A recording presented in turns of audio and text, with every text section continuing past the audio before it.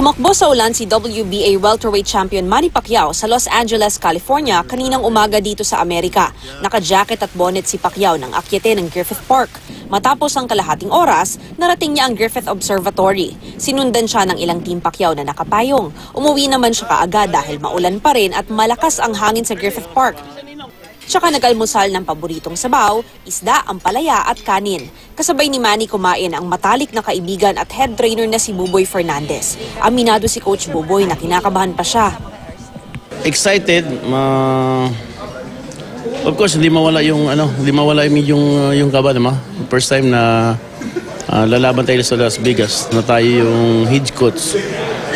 Alam ko naman na maraming taong expected kung ano ang ipapakita ng ating fighting senator. Pero sa ipinakitang training naman niya sa akin at lahat ng gusto namin mangyari sa game plan, lahat ng susunod niya naman. Nakita ko na to sa Margarito na laban eh. So kung ano man yung ipinakita niya doon sa Margarito fight, mas dinoble pa natin. Tsaka yung sa Matisi.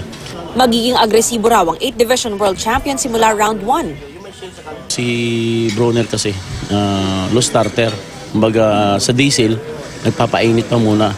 So sa game plan natin, sasagasa tayo ng maaga. Tayong papasok kasi pag hinintay natin si Broner, paglalaroan tayo nun.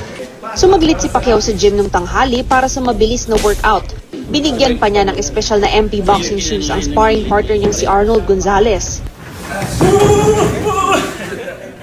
Nag-meet sina Pacquiao at Coach Freddie Roach. Nag-small bag, heavy bag, at speedball din si Pacman.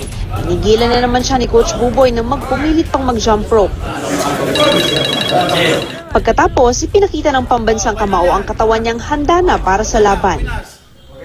Dito na! Basta manalo tayo convincingly. Kung nandyan yung knockout, pasalamat tayo sa Panginoon at yan ay bonus na rin. Gayunpaman, aminado si Pacquiao na mahalaga pa rin ang knockout win.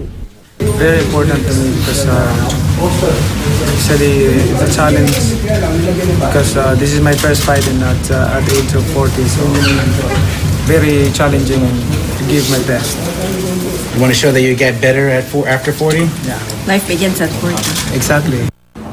Ito na ang opisyal na huling training day ng pambansang kamao at papunta na ng Las Vegas ang buong Team Pacquiao. Hinahanda na rin ni Manny ang katawan niya dahil maulan din at mas malamig pa raw sa Las Vegas dahil winter ngayon. Mav Gonzalez, GMA News.